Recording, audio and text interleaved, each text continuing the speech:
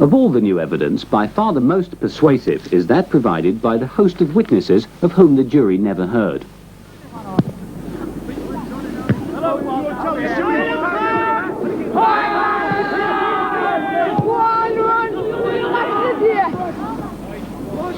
If you go to South Hetton today, you'll find the people more interested in the welfare of the Hetton Lions Football Club than in the fate of two convicted killers.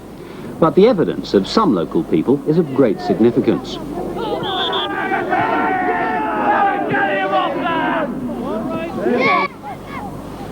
You'll recall that the police say that the damaged Mark 10 was parked for more than 5 hours underneath Pesspool Bridge with a body in the back. And yet the extraordinary thing is that more than 40 people passed by the car on that fatal night. They were miners in the main, going to and from work. Did any of these missing witnesses see the damage to the car? Did any of them see a 14-stone bleeding body in the back seat?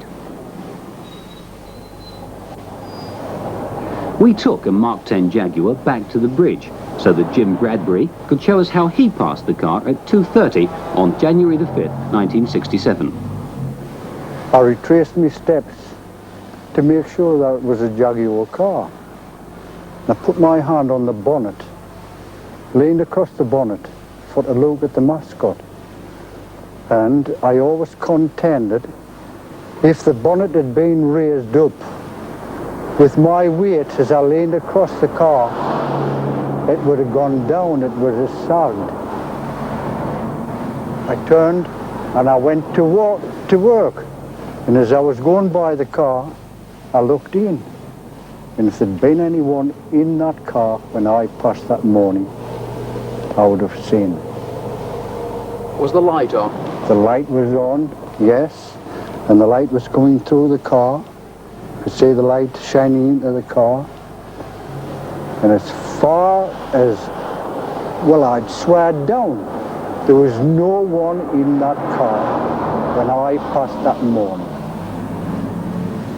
We've talked to a number of other people who passed the car that night. Tommy Feather passed an hour after the police say the murder took place, when we know that Stafford and Louvaglio were in Newcastle. I was approaching the bridge and the car was parked directly under the bridge, and two rear lights were on very bright, as though the stoplights were on. And there was a car coming the opposite way, and I had to slow down, and a white arm came out of the car and waved me down. And what did you think that was? I thought it was a police car. How closely did you look at the car, in fact, as you drove past?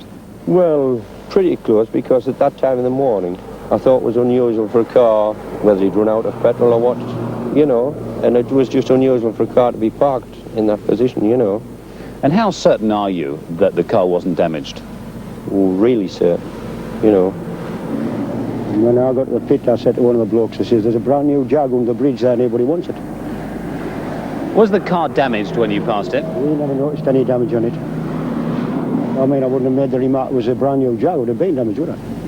It did look really brand new. Do you believe that you would have noticed had it been... I think I would. Quite After seeing the photographs that we saw, I think I would notice it. One window was shot out. Do you believe you would have noticed that? Oh, definitely, because Stan and I walked off the path on the road and came on the upside of the car. Well, it was snowing pretty heavy there. I cleared the snow on the leg what was burning. And with walking along, I just rubbed my right hand all along the full length of the car and cleared the snow off. You know, just the width of my hand. And did you notice any damage to the car? No, no. Did either of the people who were with you notice any damage? No, no. We couldn't see no material damage then. And if it had been damaged, you're sure you would have seen it? Oh, yes, yes. Well, ever since it happened, you know, it runs in your mind, and you think and think and think about it, and no way can you remember it being damaged.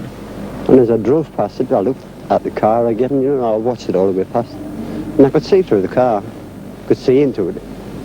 Don't know whether the windows were up or down, like I say, I didn't stop. And even as I went past, I looked through my mirror, you know, and it looked all right to me. What time did you pass the car? 3:30 in the morning. And what do you remember about it? It was just that the side lights were very dim. And I tried to look through the window and see if there was anything there. There was nothing there, but I could see off. These are some of the 27 people we've spoken to who passed the Mark 10 that night. Many of them were vague, but not one said they saw any damage to the car or a body in the back. If the prosecution case was right, a brand new Mark 10 Jaguar with a 14-stone body lying in the back, propped up against the window, with extensive damage to the front of the car, had been parked underneath a lamppost in a very quiet little mining village all night. It was the sort of place, a very poor mining village, where a Mark 10 Jaguar in itself would attract suspicion. Indeed, many of the witnesses we found had actually looked inside the car, looked at the car carefully and wondered why it should be parked there in the middle of the night. Not one of these people, and as I say, the numbers ran to something like 40, of whom admittedly not all had looked inside the car by any means, but not one of these people saw any damage or anybody in the car. In my view, if a jury had heard that, they wouldn't have been able to accept that the prosecution case was right, because at least one person should have seen something. Were you surprised at the large number of witnesses whose evidence was not heard at the first trial and whose existence was not made known to the defence? Yes, I was surprised at that. I think that was a very regrettable aspect of it. There was a great deal of evidence which by common standards today would normally be handed by the prosecution to the defence, which were never given over.